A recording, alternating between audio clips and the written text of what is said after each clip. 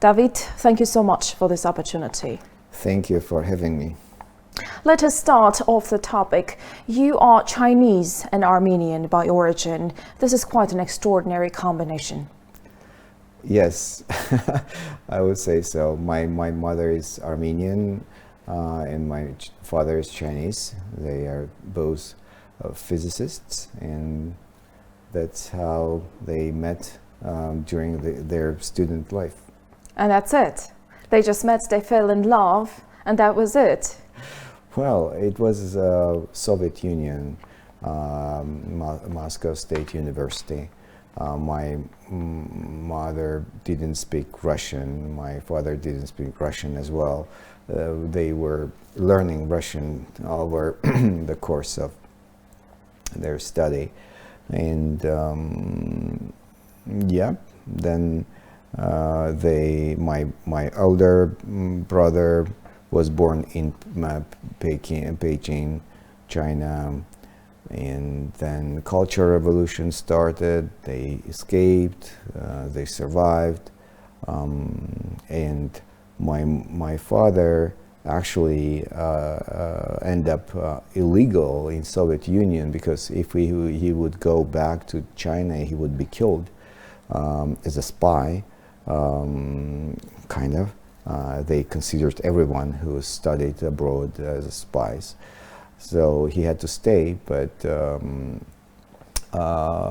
academician Ali Khanyan suggested him to join Yerevan's Physics Institute, and this is how kind of they continued. David, you're just back from the AI for Business conference organized by the Ministry of Economy. What are your impressions? Very positive. I'm absolutely surprised how quickly in Armenia sometimes things happen. We spoke to Vahan some time ago, and just so fast. You're referring to Kiropyan, the Minister of Economy. Yes, Vahan Kiropyan. The minister, we just met without any agenda. Just I shared some AI news, and he decided that this information should be delivered to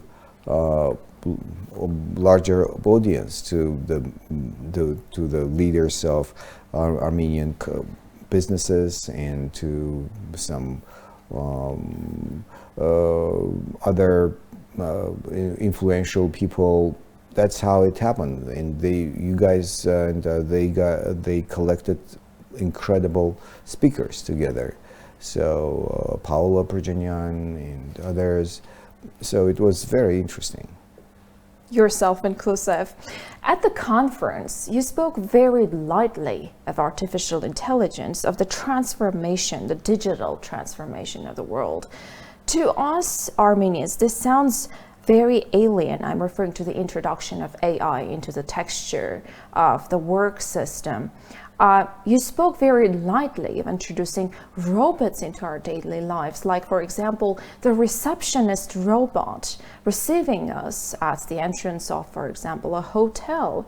David, we do not see any robots around us, so I have a difficult time trying to picture what it would be like. Do you think it's realistic to introduce AI into the modern day Armenian world? Absolutely, absolutely. It will be next year, so we will be sitting here in many of... With a robot interviewer? No, maybe you will be interviewing a robot. This is more likely, I would guess. But robot concierge receptionists will be already present in some Armenian businesses. But mostly we were speaking about that Armenian engineers and flow designers and digital employees designers, they would create digital employees, digital workers for other countries.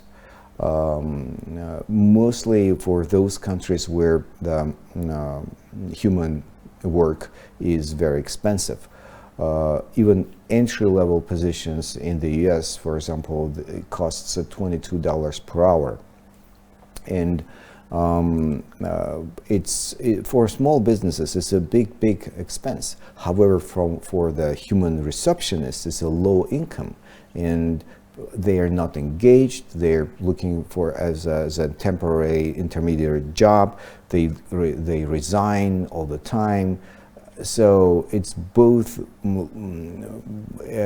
It's causing business problems for both business and the clients and everyone. So wait a minute. You're saying that artificial intelligence or robots are going to cost us our jobs. Why should we want them in the first place?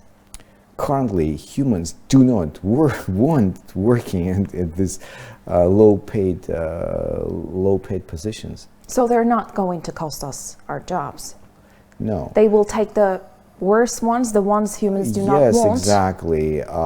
Those low-paid, non-creative jobs currently already underserved. There are vacancies, all millions of jobs are actually not filled with humans. And we also have a persistent unemployment rate. Yes, because it's low paid for humans. They don't want this job. They want something else, and they want something more creative. So it's a situation when humans are looking for some other jobs. And this is causing problems for both business, and I was calling to my adjacent place for 4 hours.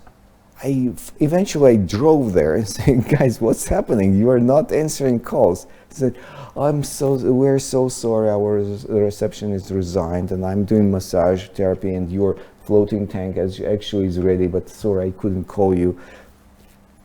How much does one robot cost? A receptionist, for example. 10 times lower than a human.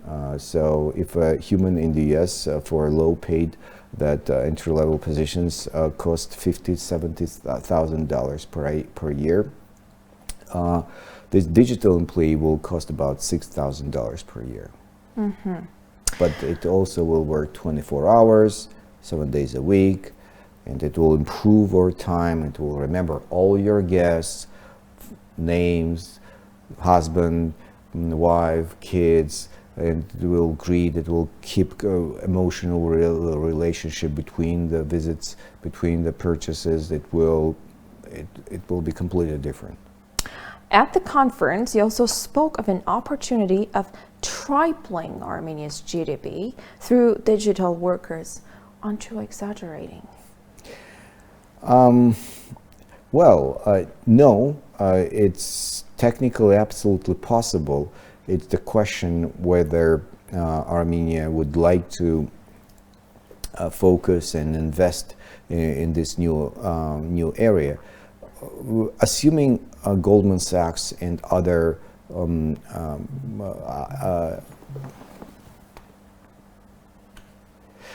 I will switch it off.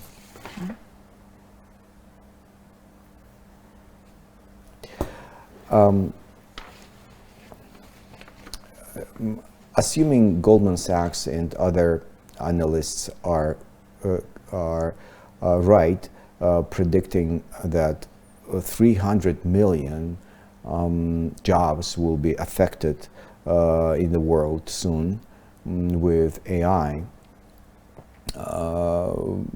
someone should create that 300 million digital workers. They will not appear on their own. Someone should inject the job descriptions, connect to CRMs, connect to financial systems, booking systems, connect to all knowledge about prices, about products. So it will not work itself. You should, even if you are hiring a human college graduate, worker, and you cannot say, okay, go work. You should train. You should give. Oh, this is your job description. This is here you go and you find out the prices. Please read and learn about all our services, about our products. So someone should train even a human. The same is here. Someone should train the digital worker to do their job. So now, if we calculate out of 300 million digital workers in 4 or 5 years, even 1%, 3 million, if Armenia would do that, it will already give about $20 billion income for Armenia. So if Armenia will do 2% of that 300 million, it will be, it will triple the DGP. Does the country have the technical capacity to build 300 million digital workers? Yeah. In Armenia, the technical knowledge and knowledge of programming is not needed to create a digital worker. In Armenia, there could be specific programs and specific centers and companies which will specialize. Okay, we will do digital workers for hotels, we will do digital workers for retail, we will do digital workers for HR, finance operations, legal operations. So it will be some specialization in different types of digital workers. One digital worker can be done, simple ones, in 2 hours. Based if you are not programming from scratch on Python, if you are using low-code platforms, in this case, it will take you up from 2 hours to 2 days, sometimes 2 weeks, to create one digital worker. Then we can calculate. It's very, very possible. What are the best AI practices that can be localized and worked into our systems? Business, financing? What do you mean practices? Practices, can you elaborate a little bit? How do you use AI in traditional business? How do you use AI in traditional business? You mentioned ChatGPT during the conference. That's one example. Anything else? ChatGPT is it's an amazing tool which created the foundation of this revolution. ChatGPT eventually demonstrated to the world the capabilities of this alien brain, but ChatGPT is just a brain. I made this comparison. What's the difference between a human brain and employee? Employee does have brain, that's for sure. But employee also has eyes, ears, hands, feet. So employee can act. Brain cannot act. Brain can just think. But if you want to make decisions. Yeah, well, give more correctly to say, give answers if you ask right question. It will never say something if you didn't ask. This is the difference. Difference of ChatGPT. ChatGPT is passive by definition, by design. It doesn't speak when you don't speak. You ask, it gives you answer. You don't ask, it doesn't. You ask wrong thing, it will give you wrong answer. So it's an incredible alien brain, but it's not an employee yet. Employee, digital worker, should be able to consume information from the world, be able to act, be able to be knowledgeable about the job description, context, prices.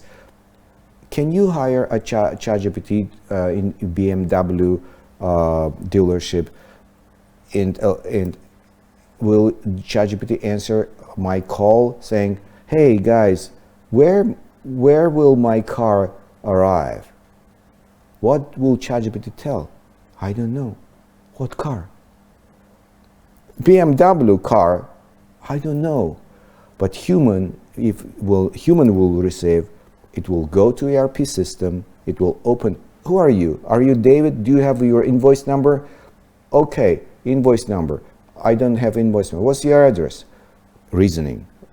No invoice address. So, okay, let me ask about the address. Okay, this is address. Okay, it will go to CRM, type in address, find out my customer number, go this customer to ERP, get from ERP the invoice number, and then say, "Oh, I see your car is arriving in a month." ChatGPT doesn't have access to real world, doesn't have any agenda. It's smart, but it's not it's an embodied employee. So this is the opportunity to Armenia to create employees based on technologies. Back to the original question. So how can you use AI besides ChatGPT in traditional businesses? Two ways. First, change your tools. Second, add your employees without bodies. So first, change your tools. What productivity tools are we using today? CRMs, Salesforce, Pipedrive, all kinds of CRMs which store information about our customers. ERP, all kinds of financial transactions, inventory management, yes. HRIS, human resource management systems, etc. Productivity tools. What kind of new tools are arriving with AI? Let's look at Midjourney, or let's look at video generation in your world of journalism and TV and generative. You can type just skeleton of your scenario. It will give you some detailization descriptions of every scene. You will give the scene to the music generation. It will create a music background for your piece of something of art, or TV podcast. You will type generate me video for background. It will generate your video. We are sitting together. Video generation, generative. It's arriving. It's a productivity tools. So someone is giving instructions. These new AI productivity tools create incredible outcome. So first, answering your question, the same in finance, the same in legal. So generative AI is becoming incredible new tools. But second is who is giving that instructions. So far we're discussing that human is giving, but the good news is now we're having access to more workforce, non-human workforce. Someone who will work 24 hours and who will accept information, who will act accordingly, according to the job descriptions. So new digital workers around us. So these two ways apply to any business you can mention: legal, finance, creative areas, production. AI supporters argue that the introduction of AI would save organizations time, as you mentioned, reduce costs, leverage data, improve decision making. But opponents say it's going to cost us their jobs. How do we tell who's right, who's wrong? The same historically, people were afraid of when electricity was invented. The same was steam power invented. Every time there were in the past movements that we will lose jobs. When humanity created washing machines, thousands of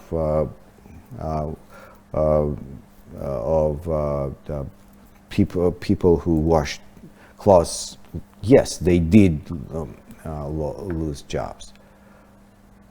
Are we? Would we decide not to do that? Have overall human quality of life actually improved since we invented the washing machines, cars, self-driving cars now? The same. Millions of drivers, Uber drivers, will lose jobs as soon as self-driving cars will actually populate. Are we deciding now as a humanity to stop developing self-driving cars? No. Why? Because overall quality of life still will improve. Should we take care of those drivers who are at risk today and or other titles which are at risk? Yes, we should. We should be very we should take care of them. We should tell them about it, about the upcoming future changes. We should give them time and ability to